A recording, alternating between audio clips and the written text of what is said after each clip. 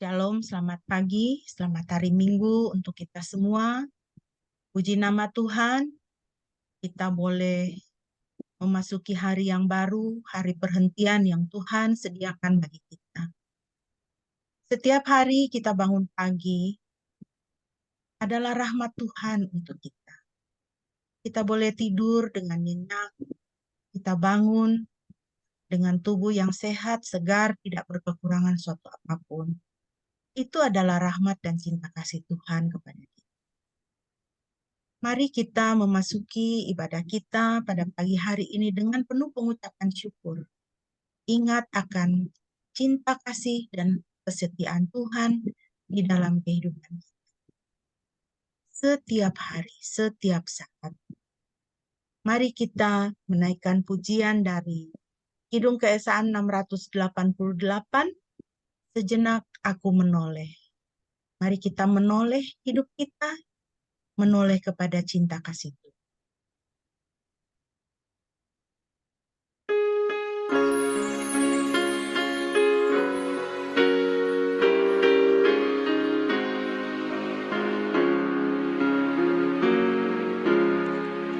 Sejenak aku menoleh pada jalan yang telah ku tempuh.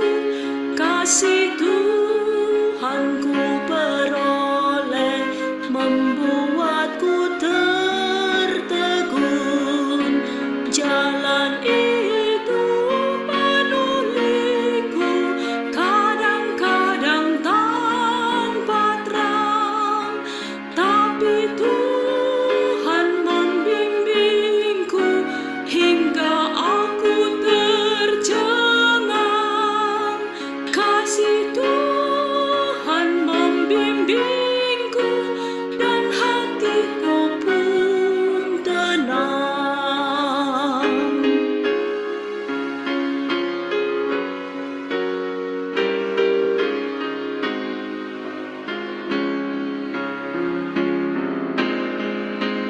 Bukan karena aku baik, dipegangnya tanganku erat. Bukan pula orang baik hingga aku didekat.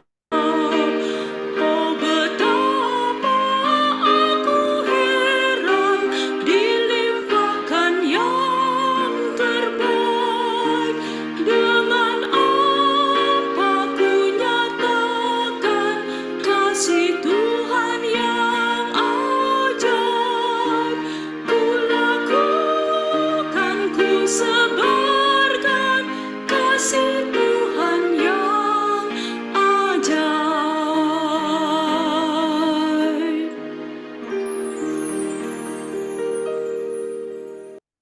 Puji nama Tuhan. Persilakan Bapak Pendeta untuk mentabiskan ibadah.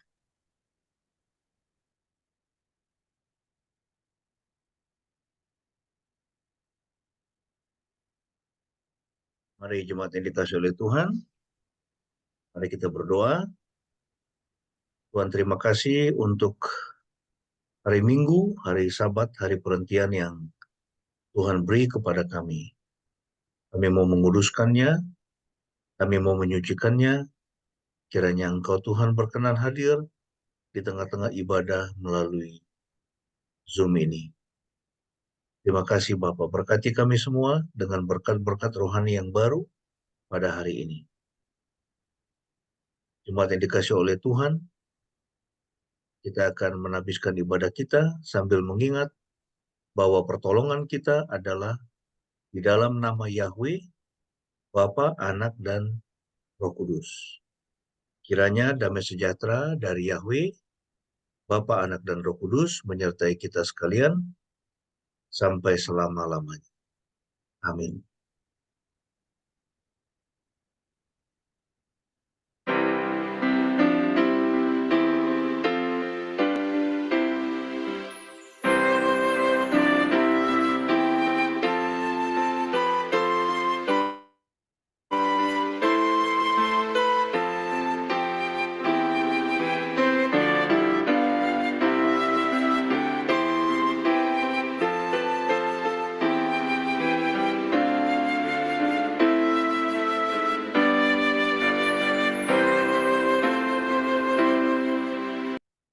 Amin, puji nama Tuhan. Firman Tuhan yang melandasi ibadah kita terambil dari Yesaya 62 ayat 8 dan ayat 9. Yesaya 62 ayat 8 dan ayat 9. Demikianlah firman Tuhan. Yahweh telah bersumpah dengan tangan kanannya, bahkan dengan lengan keperkasaannya. Aku tidak akan lagi memberikan gandummu sebagai makanan untuk musuh-musuhmu, dan bani lain tidak akan minum anggur barumu, yang atasnya engkau telah berjeri lelah. Sebab mereka yang mengumpulkannya akan memakannya dan memuji Yahweh, dan mereka yang menampungnya akan meminumnya di pelataran-pelataran kudusku. Demikian firman Tuhan. Bapak Ibu yang dikasihi Tuhan, mari kita senantiasa berpegang kepada janji-janji Tuhan.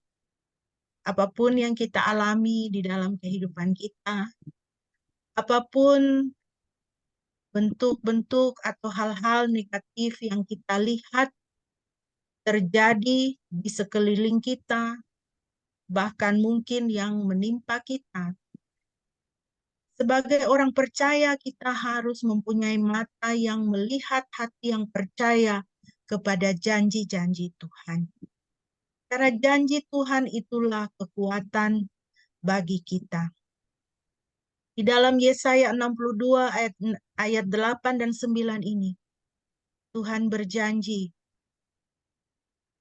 untuk memelihara hidup kita, bahkan untuk memberikan kelimpahan dan kemenangan di dalam kehidupan kita.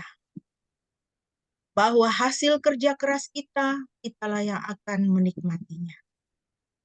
Apa yang kita usahakan, kitalah yang akan menikmatinya. Tuhan sendiri yang akan menjamin, dan Ia dikatakan di dalam ayat 9. Tuhan berkata, mereka yang mengumpulkan, memakan, dan akan memuji Yahweh. Mereka yang menampung akan meminum di pelataran-pelataran kudusku. Kita akan menikmati hidup di dalam hadirat Tuhan, di dalam kasih sayang dan pemeliharaan Tuhan. Mari kita membaca bacaan kita dari Keluaran pasal 20 ayat 1 sampai dengan ayat 17. Keluaran 20 ayat 1 sampai dengan ayat 17. Kita tahu bersama ini adalah hukum-hukum Tuhan. Dan ketika Tuhan memberikan hukum-hukumnya, itu adalah suatu bentuk pemeliharaan dan cinta kasih Tuhan juga di dalam hidup kita. Saya akan memimpin pembacaan bagi kita. Mari kita memperhatikan firman Tuhan. Elohim mengucapkan segala firman ini dengan mengatakan, Akulah Yahweh Elohimmu yang telah membawa engkau keluar dari tanah Mesir, dari rumah perbudakan. Jangan ada padamu ilah lain di hadapanku. Jangan membuat bagimu patung berhala yang menyerupai apapun yang ada di langit di atas, atau yang ada di bumi di bawah, atau yang ada di dalam air di bawah bumi. Engkau tidak boleh sujud kepada mereka atau melayani mereka, karena akulah Yahweh Elohimmu, adalah Elohim yang cemburu, yang memperhitungkan kesalahan bapa-bapa kepada anak-anaknya, kepada generasi ketiga dan keempat dari mereka yang membenci aku, dan menunjukkan kasih setia kepada beribu-ribu orang, yaitu mereka yang mengasihi aku dan kepada mereka yang menuruti perintah-perintahku. Jangan menyebut nama Yahweh Elohimmu dengan sembarangan. Karena Yahweh akan memandang bersalah orang yang menyebut namanya untuk kesia-siaan. Ingatlah dan kuduskanlah hari Sabat. 6 hari lamanya engkau seharusnya bekerja dan melakukan segala pekerjaanmu. Tetapi hari ketujuh adalah Sabat bagi Yahweh Elohimmu. Janganlah melakukan sesuatu pekerjaan, engkau atau anak laki-lakimu, atau anak perempuanmu, hambamu yang laki-laki atau hambamu yang perempuan, atau ternakmu, ataupun orang asing yang ada di dalam tempat kediamanmu. Sebab 6 hari lamanya Yahweh menjadikan langit dan bumi, laut dan segala isinya, dan beristirahat pada hari ke-7 itu. Oleh karena itu Yahweh memberkati hari Sabat itu dan menguduskannya. Hormatilah ayahmu dan ibumu supaya lanjut umurmu di negeri yang diberikan Yahweh Elohimmu kepadamu. Jangan membunuh, jangan berzina, jangan mencuri, jangan mengucapkan saksi dusta terhadap sesamamu. Ayat 17. Jangan mengingini rumah sesamamu. Jangan mengingini istri sesamamu atau hambanya laki-laki, atau hambanya perempuan, atau lembunya, atau keledai jantannya, ataupun segala sesuatu yang menjadi milik sesamamu. Demikianlah firman Tuhan. Bapak Ibu yang dikasihi Tuhan, kita akan lebih jauh merenungkan firman Tuhan, mempersiapkan, mari kita menaikkan pujian dari PKJ 198, Di Hatiku Yesus.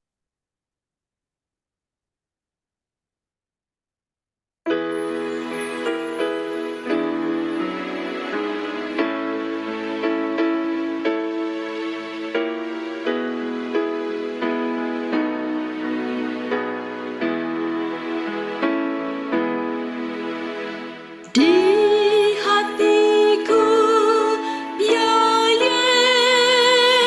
Yesus, Tuhan bersabdalah,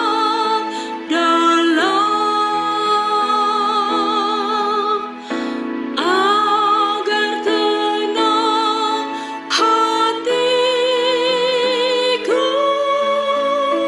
dan hilang khawatirku.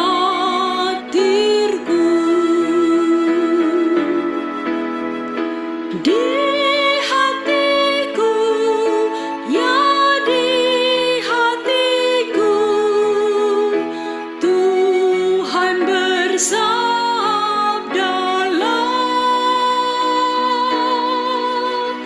ku berserah, pasrah penuh, bersabdalah ya Tuhan.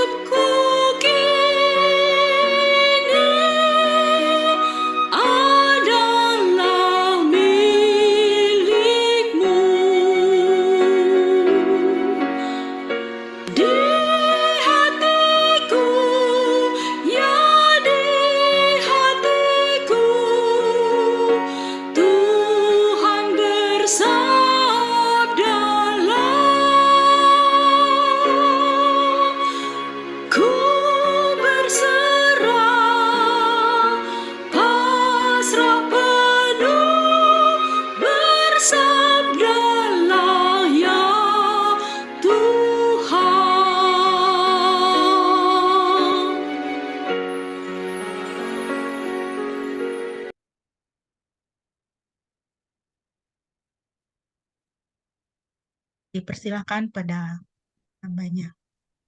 Ya, mari kita bersatu dalam doa sebelum kita membaca dan merenungkan firman Tuhan. Kami membuka hati kami kepada firman-Mu Tuhan, kiranya kami boleh semakin menjadi dewasa di dalam iman, dan juga semakin mengenal Engkau dan kehendak-Mu dengan benar melalui kebenaran firman-Mu yang kami renungkan bersama. Berkatilah waktu ini, kami serahkan ke dalam tangan Tuhan, dalam nama Tuhan Yesus, dan bagi kemuliaan Tuhan Yesus kami serahkan waktu ini. Amin. Selamat pagi semua saudara yang dikasih oleh Tuhan. Pada pagi ini pembacaan firman Tuhan kita teruskan ya dari kitab Yakobus ya, surat Yakobus. Kita tiba pada Yakobus pasal yang kelima. Yakobus pasal yang kelima ayat 1 sampai dengan ayat yang ke-6.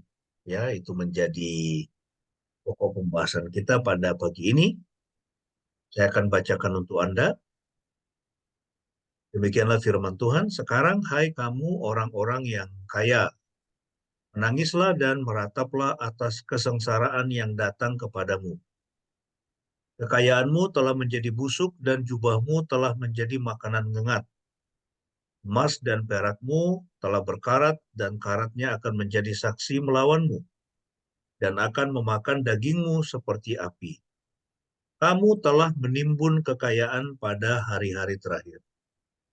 Para pekerja upahan yang menuai hasil ladangmu, yang upahnya telah kamu tahan itu berteriak, dan teriakan mereka telah sampai ke telinga Tuhan semesta alam.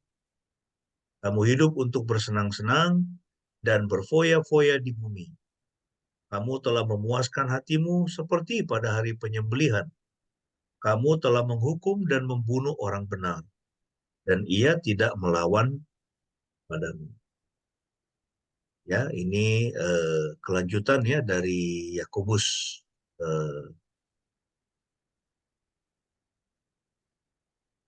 Dan pada pagi ini tema kita adalah dosa orang kaya. Dosa orang kaya. Nah, kalau kita lihat saudara, ada satu bahaya di dalam gereja Tuhan, ya.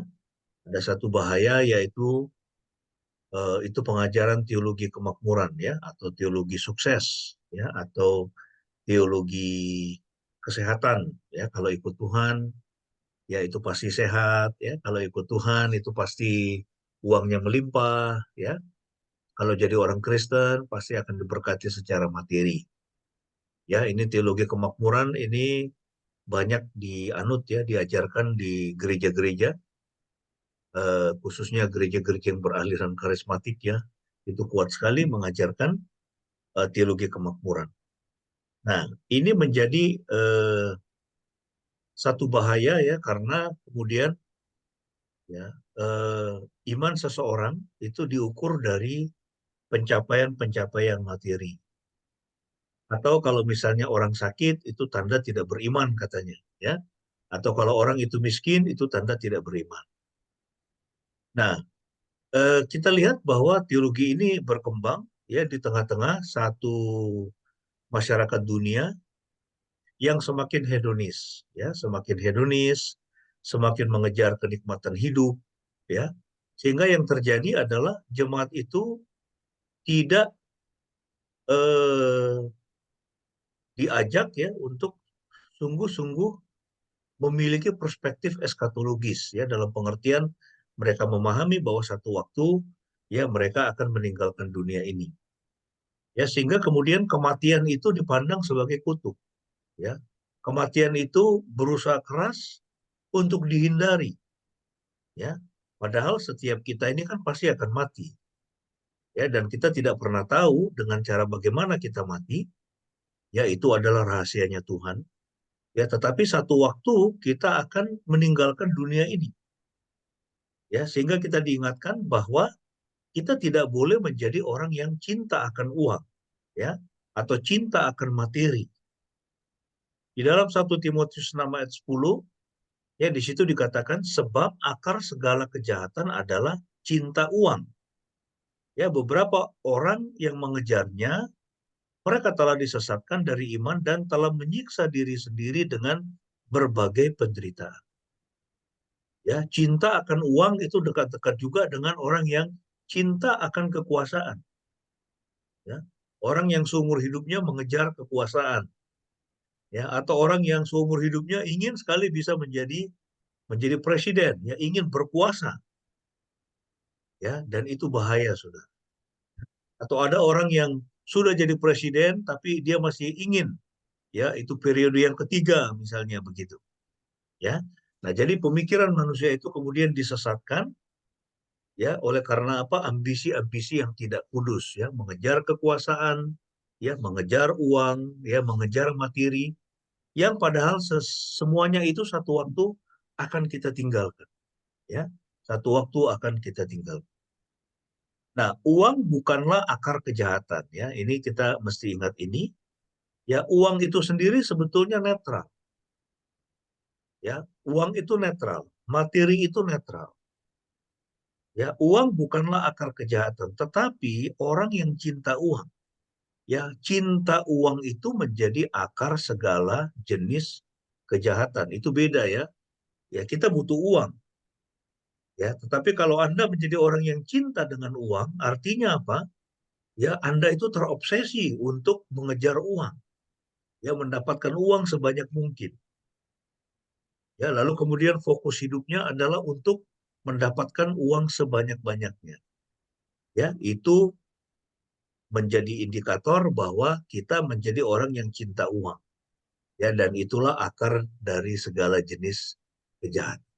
Nah, kalau kita lihat ada dua definisi kaya, ya. Di seluruh Alkitab kita memahami ada dua definisi tentang kaya.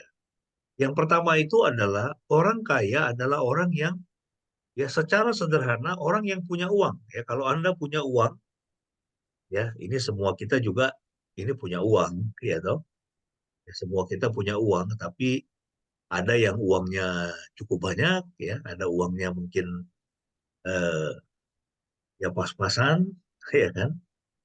Ya. Nah, semua kita punya uang, tetapi orang yang punya uang yang banyak, ya, lebih daripada yang dia butuhkan, ya, sampai kemudian dia masuk dalam kategori sebagai seorang yang kaya.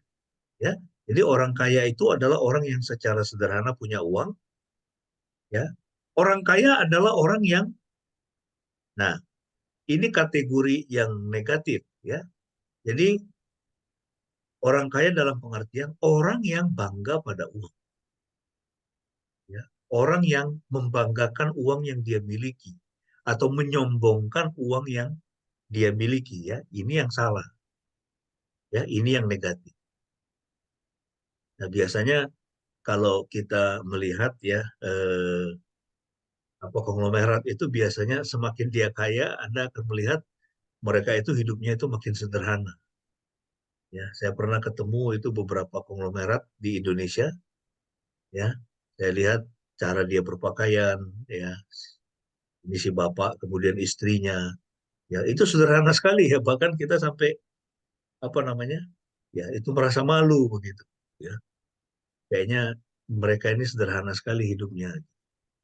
Nah, tapi kalau kita lihat anaknya, apalagi cucunya, wah, itu mewah-mewah gitu kan. Ya. Nah, sementara yang benar-benar kaya atau ini sang pemilik ini, ya, si konglomerat itu sendiri hidupnya itu sederhana. Meskipun dia punya uang yang luar biasa banyak. Nah, jadi ini definisi tentang kaya, ya, orang yang secara sederhana punya uang, ya, atau memiliki banyak uang, atau orang kaya itu orang yang dia punya banyak uang dan dia bangga, ya, dia merasa bangga pada uang yang banyak yang dia miliki. Nah, ada prinsip yang perlu kita perhatikan, ya. Kita sebagai orang Kristen mungkin punya uang, ya, uang kita boleh dikatakan lebih dari yang kita butuhkan.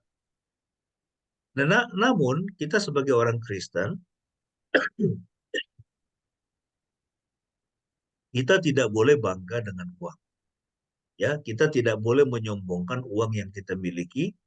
Ya, seberapa banyaknya pun uang yang kita miliki itu, ya, karena kita tahu bahwa pengharapan kita bukan pada itu. Ya, Tuhan Yesus mengatakan jangan mengumpulkan bagimu harta di bumi. Ya, di bumi ngengat dan karat akan merusakkannya, pencuri mencuri serta membongkarnya. Ya, tetapi kumpulkan bagimu harta di surga. Ya, jadi kita tidak boleh bangga dengan itu. Nah, ini contoh-contoh di dalam Alkitab. Kita lihat ya ada Yusuf dari Arimatea itu yang menanggung biaya penguburan Yesus. Ya, dia dianggap sebagai orang kaya. Ya, dia orang kaya, dia percaya kepada Kristus, ya, dan dia menanggung biaya penguburan Kristus. Ya, kemudian Abraham, ya, bapak bangsa-bangsa itu memiliki banyak sekali hewan. Ya, dia dipandang sebagai seorang yang kaya. Kemudian Salomo juga, ya, itu dipandang sebagai lebih kaya dari raja manapun di dunia. Ya, kita bisa membaca itu di dalam 2 Tawaris 9 ayat 2. Ya, di dalam Alkitab ada contoh-contoh ya orang-orang kaya di situ. Nah, meskipun kita mempunyai dua definisi ini, kita harus memahami bahwa mereka yang mempunyai uang akan memiliki godaan yang lebih besar untuk merasa bangga dengan uang. Jadi orang kalau punya banyak uang, dia akan lebih tergoda ya untuk merasa bangga dengan ya. Dalam pengertian ini dikatakan dalam kitab suci, celakalah kamu yang kaya. Ya, jadi ketika Rasul Yakobus dia menulis ya dia menulis dan mengatakan celakalah kamu yang kaya atau ayolah hai orang yang kaya menangislah dan merataplah atas kesengsaraan yang akan menimpamu ya itu dalam konteks itu ya dia mengecam orang-orang kaya yang merasa bangga dengan kekayaannya ya yang merasa bangga dengan kekayaannya yang merasa puas dengan uang yang mereka miliki. Dan pada saat yang sama mereka bersikap tidak adil ya kepada karyawan. Ya, di sini dikatakan dan bahkan lebih mudah seekor unta melewati lubang jarum daripada orang kaya masuk ke dalam kerajaan Elohim. Ya, kita tahu ini adalah perkataan Tuhan Yesus. Jika dia mengatakan kepada para murid, ya itu setelah ada orang muda yang kaya itu kan datang kepadanya, toh. Kemudian bertanya apa yang harus kulakukan supaya aku bisa memperoleh hidup yang kekal, supaya aku bisa sempurna. Tuhan Yesus bilang, lakukan semua hukum Taurat. Dia bilang, semua sudah kulakukan sejak masa muda. Tapi kemudian Tuhan Yesus tahu bahwa hati orang muda yang kaya ini, dia sangat terikat dengan hartanya. Kemudian Tuhan berkata kepadanya, sekarang ya ambillah semua hartamu, jualah, berikan kepada orang miskin. Lalu Alkitab berkata, orang muda yang kaya itu pergi meninggalkan Yesus dengan sedih. Ya, karena banyak hartanya. Lalu dalam konteks percakapan itu, Tuhan Yesus kemudian berkata kepada para murid, ya, lebih mudah seekor unta melewati lubang jarum daripada orang kaya masuk ke dalam kerajaan Elohim. Ya, unta bisa nggak masuk lubang jarum? Tidak bisa, susah banget kan itu. Harus harus dimutilasi dulu itu untanya dengan menjadi sekecil-kecilnya lalu dilewatkan ya itu ke dalam lubang jarum. Ya. Lalu kemudian para murid ketika mendengar ya perkataan Yesus, mereka kemudian menjadi terkejut dan bertanya kepada Yesus, kalau begitu siapa yang bisa diselamatkan? Ya, Tuhan Yesus itu berkata, bagi manusia itu mustahil, tapi bagi Tuhan tidak ada yang mustahil. Ya, bahwa keselamatan hidup kekal itu adalah sesuatu yang mustahil dikerjakan oleh manusia. Itu hanya mungkin dilakukan, dikerjakan oleh Tuhan sendiri ya, makanya Tuhan Yesus datang untuk mati di kayu salib ya supaya kita bisa diselamatkan. Ya. Nah, jadi dalam konteks inilah ya, celakalah kamu orang kaya, menangis dan merataplah atas kesengsaraan yang akan menimpamu. Jadi dalam konteks karena orang-orang kaya ini mereka bangga dengan uang yang mereka miliki. Ya, mereka merasa bangga, mereka merasa puas. Ya, kemudian mereka menyombongkan uang yang mereka miliki. Ya.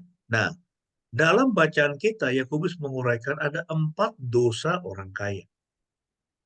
Ya, kita menemukan ada 4 dosa orang kaya di dalam surat Yakobus ini.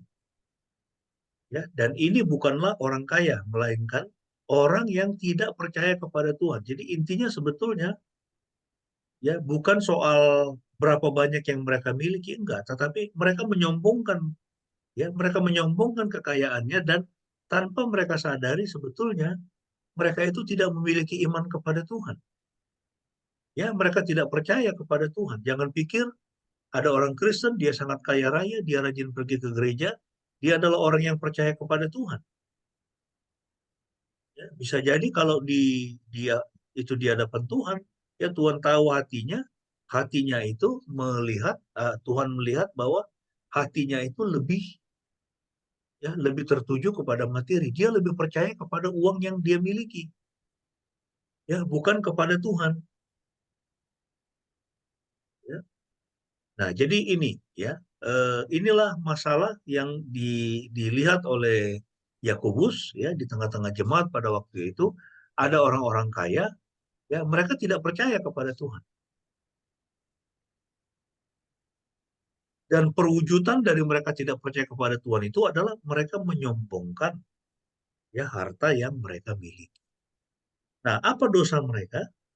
Yang pertama itu adalah kalau kita melihat di dalam teks kita, ya mereka menimbun harta di hari-hari terakhir.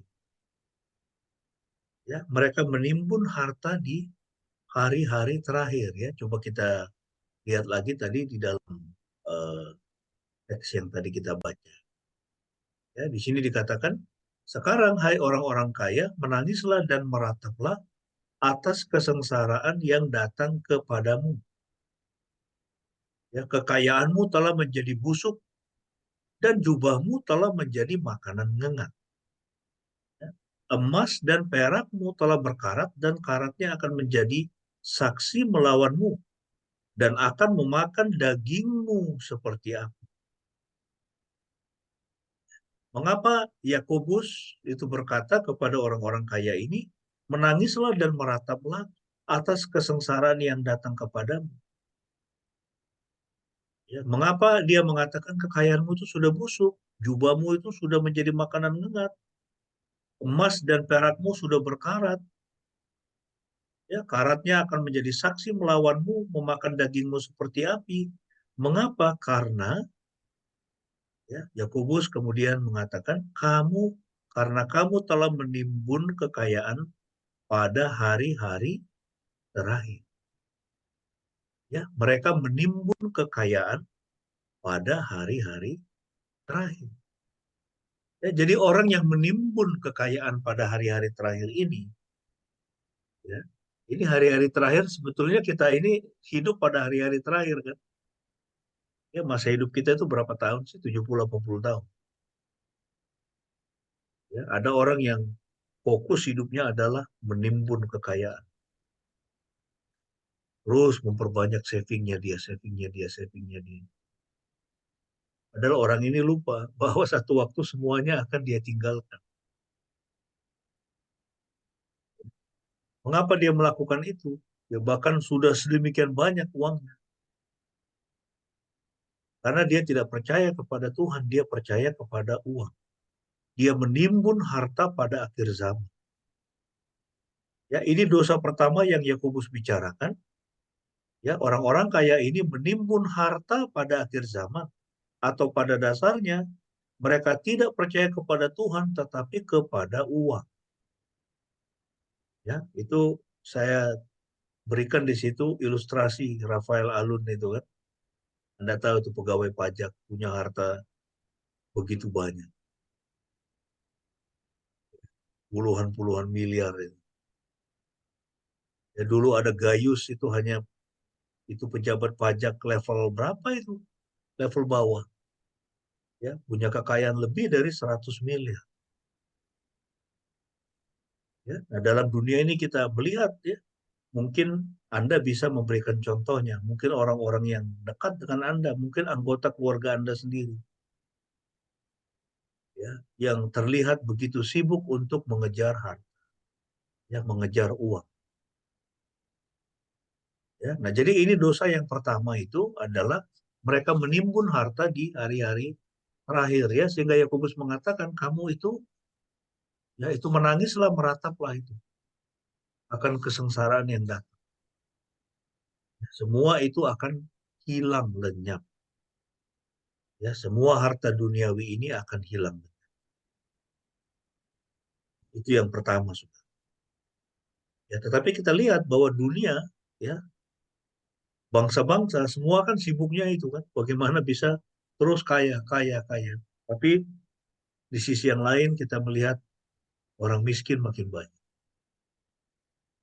Ada begitu banyak orang-orang yang melarat, ya, yang ada di sekitar kita. Orang-orang yang sulit hidup, bahkan sulit untuk, ya, untuk menyekolahkan anaknya sendiri. Nah, jadi ini yang pertama, dosa yang pertama yang dilihat, yang dikecam oleh Yakobus itu adalah orang-orang kaya yang menimbun harta di hari-hari terakhir. Ya, justru di hari-hari terakhir itu orang itu harus apa? Dia fokus pada itu kekekalan. Ya, kalau, ya, ini pikiran kita ini fokus pada kekekalan, ya, pada hidup kekal. Boleh nggak kita bekerja untuk kita punya gaji yang bagus? Boleh, nggak apa-apa. Nah, tetapi ingat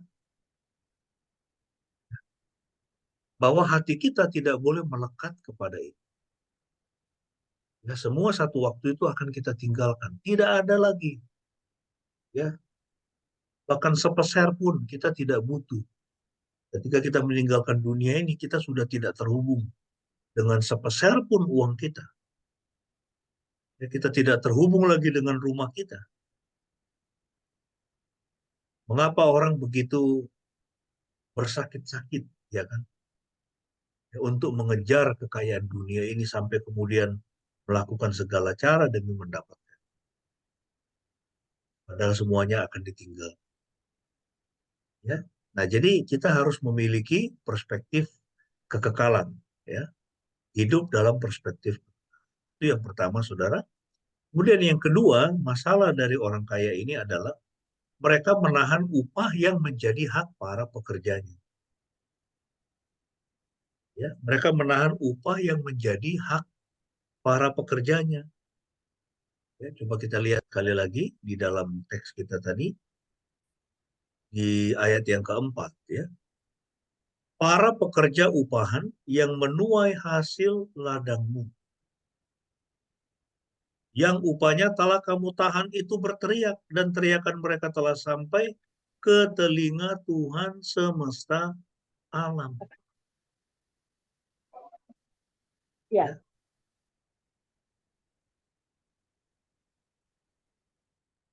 Jadi mengapa di situ Rasul Yakobus, ya, itu mengecam, dia berkata, orang-orang kaya sekarang menangislah, merataplah atas kesengsaraan yang datang kepadamu. Alasan pertama karena mereka itu fokus pada mengumpulkan harta, ya, atau kekayaan pada hari-hari terakhir, ya, bukannya mengejar apa itu, mencari Tuhan, ya, fokus pada kekekalan. Nah, dan yang kedua adalah karena apa? Mereka bertindak tidak adil. Ya, mereka menahan upah dari para pekerja yang menuai hasil ladang mereka. Ya, mereka menahan upah dari para pekerja. Ya, ini dosa kedua yang dibicarakan oleh Yakub. Kalau kita punya pekerja, ya, ketika waktunya untuk membayarkan gaji mereka, bayarlah. Ya, jangan tunda-tunda. Ya, jangan tunda-tunda, dan juga jangan dikurangi gajinya. Ya, bukan hanya kita yang perlu hidup sejahtera, dia juga perlu hidup sejahtera. Kami punya tetangga, ya, yang dulu dia punya pembantu, Kemudian satu kali itu pembantunya di-hire sama ibu pendeta untuk kerja part-time di rumah lah ya. Tiap hari itu 1-2 jam bersih-bersih. Dan dia cerita, dia pernah itu kerja sama itu tetangga kami itu dan gajinya sering tidak dibayar, saudara. Ya, gajinya tidak dibayar atau gajinya dikurangi. Tidak sesuai dengan kesepakatan. Ya, itu bahaya sekali kalau kita berlaku seperti itu, ya kita menahan berkat dari pekerja kita, ya orang-orang upahan kita, maka nanti Tuhan juga akan menahan berkat kita. Ya, nah ini dosa yang kedua, ya. Bayarkan gaji pegawaimu sebelum keringatnya kering. Ya, jadi kalau Anda punya karyawan, Anda punya pekerja, bayarlah gajinya, usahakanlah kesejahteraannya. Ya, supaya dia senang bekerja dengan Anda. Ya, dan dia memberikan yang terbaik yang bisa dia berikan untuk Anda. Kalau Anda memperhatikan kesejahteraan. Ya, ini poin yang kedua. Kemudian poin yang ketiga adalah karena orang-orang kaya ini ya hidup dalam kemewahan dan pemanjaan diri. Ya, ini dosa yang ketiga dari orang kaya di dalam Yakobus 5 ini. Ya, di sini dikatakan kamu hidup untuk bersenang-senang dan berfoya-foya di bumi. Kamu telah memuaskan hatimu seperti pada hari penyembelihan. Ya, mereka hidup bermewah-mewah dengan uang curian. Ya, mereka curi dari para karyawannya. Dan kita lihat kan di Indonesia ini ya, ini masalah korupsi ini kan luar biasa ini. Ini sampai saat ini sudah. Itu mengapa? Karena pemberantasan korupsinya itu tebang pilih, ya kan? Kalau tidak mau masuk penjara, ya dukunglah anak saya untuk menjadi pemimpin nasional. Ya kan itu yang terjadi. Kemarin kita dengar Gubernur Jawa Timur itu Kofifa itu itu menyatakan dia akan berkampanye mendukung paslon 2. Tapi rupanya kemudian hari-hari ini kalau Anda membaca berita apa yang terjadi, Sekda Jawa Timur ya, itu sekretaris daerah sudah diperiksa oleh KPK kasus korupsi. Wah, berarti ada sesuatu. Ditawan sudah. Ya, itu pejabat-pejabat kita ya, banyak sekali ya. Kemudian mereka masuk penjara gara-gara korupsi. Ya, mengapa orang korupsi? Padahal itu adalah pejabat-pejabat tinggi di satu daerah, bahkan menteri-menteri. Mereka sudah kaya, ya, mereka cukup kaya. Ya, tetapi mengapa mereka melakukan itu? Karena pola hidup mewah, ya, karena ingin memanjakan diri. Ya, kamu hidup untuk bersenang-senang dan berfoya-foya di bumi. Ya, itu yang terjadi, saudara. Makanya, ya, kalau Anda memilih itu, pilihlah pemimpin yang, ya itu perhatikan betul ya, itu cara hidupnya mereka bagaimana, cara hidup keluarganya bagaimana. Itu Mahfud MD itu tuh luar biasa ya, itu orang yang sangat-sangat sederhana. Bahkan sampai cucunya itu nggak tahu bahwa dia itu adalah menteri. Ya, itu kakeknya itu adalah menteri. Nah, jadi eh, ini dosa yang ketiga, ya. Dosa yang ketiga itu adalah hidup dalam kemewahan dan pemanjaan diri. Ya, mereka berfoya-foya, mereka tidak puas. Kalau ada misalnya itu pejabat, ya kan, atau istri pejabat misalnya, harus ya, atau dia mengenakan tas itu sampai lebih dari 100 juta, bahkan ada yang sampai 300 juta. Menurut saya itu adalah sangat berlebih-lebihan. Sangat berlebih-lebihan. Artinya apa? Ini orang dia mementingkan dirinya. Bukan orang-orang yang, ya ini padahal Indonesia ini kan luar biasa kan. Begitu banyak orang yang susah, ya kan? Begitu banyak orang yang sulit mendapatkan pekerjaan. Anda bisa lihat itu. Ya, sektor informalnya luar biasa banyaknya. Sampai saya itu, ini kalau perhatikan di jalan-jalan itu sampai seperti nggak ada lagi sudut itu yang tersisa. Orang tidak berjualan. Apa saja dijual. Itu artinya apa? Rakyat itu menderita. Banyak orang tidak punya pekerjaan. Ini saya senang salah satu itu calon presiden kita itu akan, ya dia salah satu programnya adalah fokus pada menyediakan lapangan kerja sebanyak mungkin. Karena itu kebutuhan. Itu kebutuhan bangsa Indonesia ini. Ya, karena banyak sekali orang menganggur. Ya. Nah, itu akan sulit ya kalau orang-orang kaya itu mereka hidup dalam kemewahan dan pemanjaan diri. Ya, mereka lupa untuk berbagi. Mereka lupa untuk berbagi. Ini poin yang ketiga, saudara.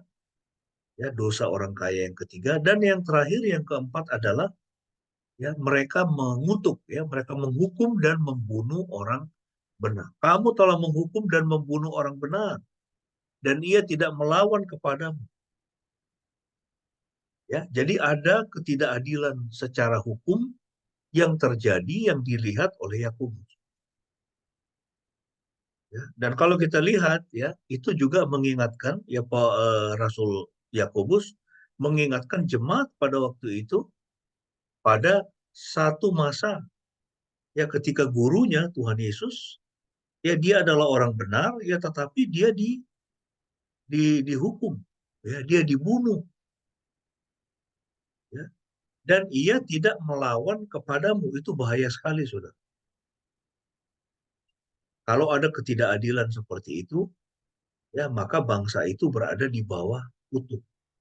Ya, makanya kemudian ketika mereka berteriak, salibkan dia, salibkan dia, salibkan dia, ya itu Pontius Pilatus pada waktu itu dia mengatakan, aku tidak mendapati kesalahan apapun pada orang ini sehingga aku harus menyalibkannya.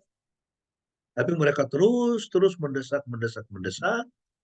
Lalu kemudian Pontius Pilatus mengambil air, ya dia membasuh tangannya, dia mencuci tangannya, dan dia mengatakan, aku tidak bersalah. Aku tidak bersalah terhadap orang. Dan lalu kemudian orang-orang Yahudi, ya para imam, ya itu mereka semua halayak pada waktu itu, mereka mengatakan, biarlah darahnya tertanggung atas kami dan atas anak-anak kami. Darah orang benar tertanggung atas mereka. Ya. Nah, jadi ini yang terjadi, saudara, ya, bahwa orang-orang kaya pada waktu itu, ya, itu kan berarti termasuk pejabat-pejabat, ya kan, yaitu pembesar-pembesar, ya mereka telah menghukum dan membunuh orang benar, dan ia tidak melawan kepada mereka. Ya, kata dikatsu artinya to condemn, menghukum atau mengutuk. Mereka mengutuk orang benar, mereka menghukum orang benar. Ya, dengan kata lain, mereka menjalankan ketidakadilan. Ya, itu bahaya sekali ya. Satu bangsa itu kalau sudah tidak menjalankan ketidakadilan. Ya, kita dalam hidup kita ini harus belajar untuk bertindak. Nah, sebagai penutup, ya kalau demikian, ya kita tidak boleh berfokus ya pada mengejar harta dalam pengertian kita tidak boleh bangga ya dengan uang yang kita miliki seberapapun banyaknya itu. Juga kita tidak perlu berkecil hati kalau uang kita juga tidak banyak ya, atau tidak terlalu banyak. Tidak perlu berkecil hati kalau uang kita tidak banyak. Juga jangan sombong, tidak perlu membanggakan kalau uang kita banyak. Ya, kita harus bangga pada apa? Kita harus bangga bahwa Yesus Kristus adalah harta kita yang terbesar. Ya, kita harus bangga kepada Kristus. Ya, Yesus Kristus itulah harta saya yang terbesar. Ya, saya ingin Anda mengucapkan itu dalam hati. Yesus, engkaulah hartaku yang terbesar. besar. Ya, karena siapa Yesus dan karena apa yang telah dia lakukan, dia harus menjadi harta kita. Ya, inilah harta kita yang terbesar. Ya kan Tuhan Yesus pernah memberikan perumpamaan. Ya, kerajaan surga itu seperti apa katanya? Seperti orang yang ya dia melihat, dia menemukan satu mutiara yang sangat indah. Ya, lalu demi mendapatkan mutiara itu, dia menjual segala sesuatu yang dia miliki untuk mendapatkan mutiara itu. Ya, jadi hidup kekal, keselamatan itulah harta yang terbesar kan? Itulah yang paling kita butuhkan, betul nggak? Mengapa? Karena dunia ini akan kita tinggal. Ya, dunia materi ini akan kita tinggalkan, lalu kemudian pertanyaannya, roh kita ini akan pergi kemana? Dan hanya ada dua tempat, ke neraka atau ke surga. Ke surga berarti kita diselamatkan. Berarti kita mendapatkan hidup kekal. Kalau ke neraka berarti kebinasaan. Untuk pergi ke surga, tidak ada jalan lain kecuali melalui Kristus. Melalui Yesus. Ya, itu yang dilihat oleh adiknya, ya, itu Pak Prapto almarhum. Yang Muslim ketika dia bermimpi, ya, itu bertemu dengan Pak Prapto. Pak Prapto sudah sehat, senang, ada di satu taman yang sangat indah. Kemudian memberi pesan kepadanya, aku tolong kasih tahu Mbak Yumi, tidak usah menangis, aku di tempat yang sangat menyenangkan. Ya, aku sudah berada di tempat yang sangat menyenangkan. Dan saudara, itu tempat yang luar biasa. Surga itu tempat yang sangat luar biasa bersama dengan Tuhan. Tempat yang sangat indah, jauh lebih indah. Jauh lebih indah dibandingkan dunia ini. Anda pergi kemanapun, di dunia ini seindah apapun, ya, seindah apapun Anda lihat, itu tidak bisa mengalahkan keindahan taman-taman. Dan kita semua akan pergi ke sana. Ya, karena Tuhan Yesus sudah menebus dosa kita. Jadi, kalau demikian, ya, siapa atau apa harta kita yang terbesar? Yesus. Yesus Kristus harus menjadi harta kita yang terbesar. Mereka yang tidak bangga dengan kekayaan mungkin lebih baik fokus kepada, ya, segala sesuatu yang ada di dunia ini, baik uang maupun barang lainnya, semuanya akan musnah. Ya, tetapi Tuhan tetap selamanya. Menghargai dia pasti tidak pernah mengecewakan. Dan kita harus menghargai dia di atas segalanya, karena Yesus itu adalah sumber segala. Tuhan Yesus berkata, waspadalah dan berjaga-jagalah terhadap ketamakan. Ya, sebab hidup seseorang tidak tergantung pada berlimpahnya kekayaan yang menjadi milik. Ya, itu waspadalah dengan kekayaan, saudara. Ya, kalau Tuhan memberi Anda, yaitu bersyukur dengan apa yang dia berikan, berkat materi, ya, tetapi jangan hati kita kepada itu. Ya, dan bersyukurlah atas apa yang dia sudah berikan untuk Anda dan sedang berikan untuk Anda. Sambil tetap percaya dia akan memelihara hidup Anda. Di sepanjang tahun ini, ya, dia akan pelihara kita semua. Amin. Ya, dia akan memelihara kita semua. Dia akan beri makanan yang baik untuk kita. Ya, dia akan menjaga semua kita. Dan kita berkata kamu akan naik bukan turun. Oleh karena, tapi ingat, ya, di sepanjang hidup kita, harta yang terbesar itu haruslah Kristus. Ya, Kristus harus menjadi harta. Kiranya firman ini menjadi berkat bagi semua jemaat. Ya, kita akan meresponi firman Tuhan dan menaikkan doa syafaat. Saya minta Ibu Pendeta bisa memimpin kita di dalam doa respon dan juga doa. Mari Bapak Ibu kita menghadap Tuhan di dalam doa. Bapa, kami mengucap syukur Tuhan untuk firman Tuhan yang telah kami dengar, yang mengingatkan kembali kepada kami bagaimana kami sebagai orang percaya seharusnya hidup di dalam dunia ini, sehingga kami tidak fokus kepada harta benda yang ada di dalam dunia ini, tetapi fokus kepada Tuhan dan sungguh-sungguh mencari Tuhan dengan segenap hati, mengutamakan Tuhan di dalam kehidupan kami. Sehingga dengan demikian kami dapat menjadi berkat untuk sesama kami. Terima kasih Bapa, kami mengucap syukur. Kami teringat untuk bangsa dan negara kami yang sedang menuju pemilihan presiden pada bulan depan. Bapa, kiranya Engkau menolong kami Tuhan, berikan kami hikmat supaya kami dapat melakukan pemilihan dengan cerdas, dengan baik, dan jalannya pemilihan ini boleh berjalan dengan aman, lancar. Karuniakanlah kepada bangsa kami ya Tuhan keamanan, kedamaian, damai sejahtera dan keadilan bagi seluruh rakyat Indonesia. Berkati gereja-Mu Tuhan, biarlah gereja terus menjadi terang bagi bangsa ini, terus menjadi pendoa syafaat bagi bangsa ini di hadapan-Mu ya Bapa.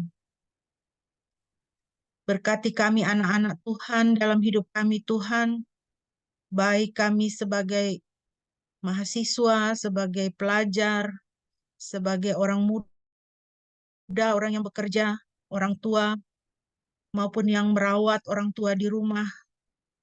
Tuhan berkati kami semua.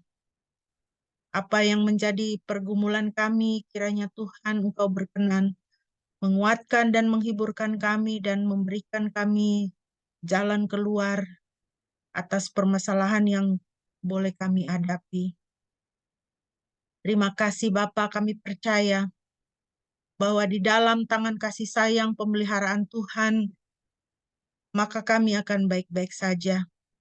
Bahkan seperti janji Tuhan, bahwa hidup berkelimpahan adalah yang Tuhan berikan, Tuhan bawakan untuk kami. Terima kasih Bapa di dalam surga, kami sungguh mengucap syukur. Kiranya Engkau senantiasa juga boleh memberikan kami kesehatan, sehingga kami juga dapat menjalankan tugas dan kewajiban kami, peran kami di tengah keluarga dan masyarakat dengan sebaik-baiknya. Terima kasih Bapa, kami alaskan doa kami hanya di dalam nama Tuhan Yesus yang sudah mengajarkan kami berdoa demikian. Bapa kami yang di surga, dikuduskanlah namamu, datanglah kerajaanmu. Jadilah kehendak-Mu di bumi seperti di surga. Berikanlah kami pada hari ini makanan kami yang secukupnya, dan ampunilah kami akan kesalahan kami, seperti kami juga mengampuni orang yang bersalah kepada kami. Dan janganlah membawa kami ke dalam pencobaan, tetapi lepaskanlah kami daripada yang jahat. Karena Engkau-lah yang punya kerajaan dan kuasa dan kemuliaan sampai selama-lamanya. Amin. Bapak Ibu, mari kita bersama-sama dengan gereja di segala tempat dan sepanjang abad kita mengucapkan pengakuan iman kita di hadapan Tuhan dan sesama. Marilah kita berkata demikian. Aku percaya kepada Elohim, Bapa yang Maha Kuasa, Khalik langit dan bumi, dan kepada Yesus Kristus, anaknya yang tunggal Tuhan kita, yang dikandung dari Roh Kudus, lahir dari anak darah Maria, yang menderita sengsara di bawah pemerintahan Pontius Pilatus, disalibkan, mati dan dikuburkan, turun ke dalam kerajaan maut. Pada hari yang ketiga bangkit pula dari antara orang mati, naik ke sorga, duduk di sebelah kanan Elohim, Bapa yang Maha Kuasa. Dan dari sana Ia akan datang untuk menghakimi orang yang hidup dan yang mati. Aku percaya kepada Roh Kudus, gereja yang kudus dan am, persekutuan orang kudus, pengampunan dosa, kebangkitan tubuh dan hidup yang kekal. Amin. Bapak Ibu yang dikasihi Tuhan, firman Tuhan mengingatkan kepada kita supaya kita hidup berhati-hati dengan harta kita. Supaya mata kita tidak melekat kepada harta kita, mari kita mengarahkan mata kita kepada Tuhan. Dan kita selalu mengingatkan diri kita bahwa kita memiliki tugas yang Tuhan berikan kepada kita di dalam dunia ini, di dalam sepanjang masa hidup kita di dunia ini. Ada tugas yang Tuhan berikan kepada kita. Kita adalah duta-duta besar kerajaan sorga. Tuhan mengutus kita. Mari kita menaikkan pujian dari PKJ 185. Tuhan mengutus kita. Dan setelah itu Bapak Pendeta akan memimpin kita dalam doa berkat.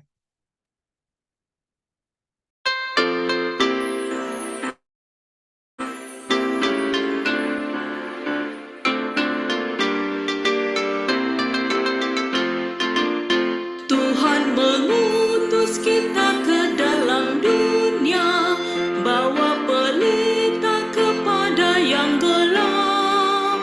Meski dihina serta dilanda duka, harus melayani dengan sepenuh, dengan senang, dengan senang.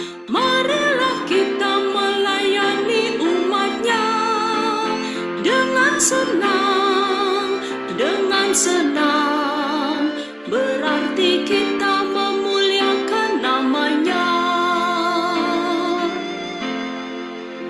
Tuhan mengutus kita ke dalam dunia, bagi yang sakit dan tubuhnya lemah. Meski dihina serta dilanda duka, harus melayani dengan sepenuh, dengan senang, dengan senang. Marilah kita melayani umat-Nya dengan senang, dengan senang. Berarti kita memuliakan nama-Nya.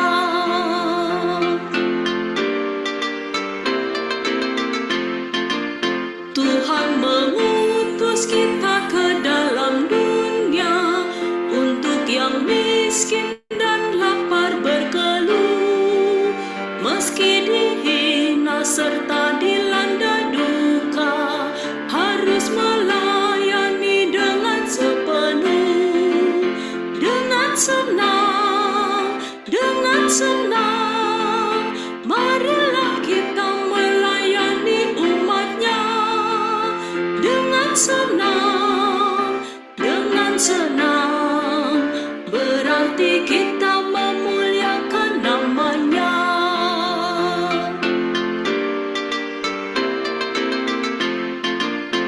Tuhan mengutus kita ke dalam dunia, menolong yatim dan orang yang resah. Meski dihina serta dilanda duka, harus melayani dengan sepenuh, dengan senang, dengan senang. Marilah kita melayani umat-Nya dengan senang, dengan senang. Berarti kita memuliakan nama-Nya.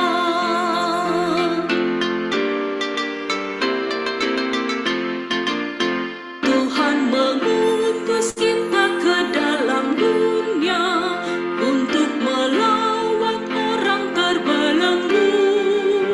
Meski dihina serta dilanda duka, harus melayani dengan sepenuh, dengan senang, dengan senang. Marilah kita melayani umat-Nya dengan senang, dengan senang. Berarti kita memuliakan nama-Nya.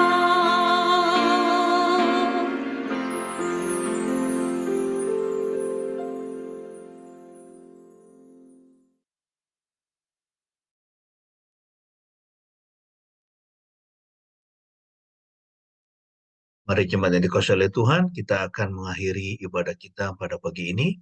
Mari kita berdoa. Terima kasih Tuhan untuk ibadah kami, untuk puji-pujian yang boleh kami naikkan, kiranya berkenan di hadapan-Mu, dan juga untuk pengajaran firman-Mu, supaya kami tidak bangga dengan uang, tidak fokus pada mengejar kekayaan duniawi ini, tetapi tetap memandang kepada Kristus Yesus sebagai harta kami yang terbesar, sebagai harta kami yang terpenting, yang sudah menjamin hidup kekal dan keselamatan bagi setiap kami. Biarlah seumur hidup kami mencari Tuhan, dan kami memuliakan Tuhan melalui hidup. Jemaat yang dikasihi oleh Tuhan, sekarang arahkanlah hatimu kepada Tuhan, dan terimalah berkat-Nya. Yahweh memberkati engkau dan memelihara engkau. Yahweh membuat wajah-Nya bersinar atasmu dan memberi engkau anugerah. Yahweh mengarahkan wajah-Nya kepadamu dan memberi engkau damai sejahtera.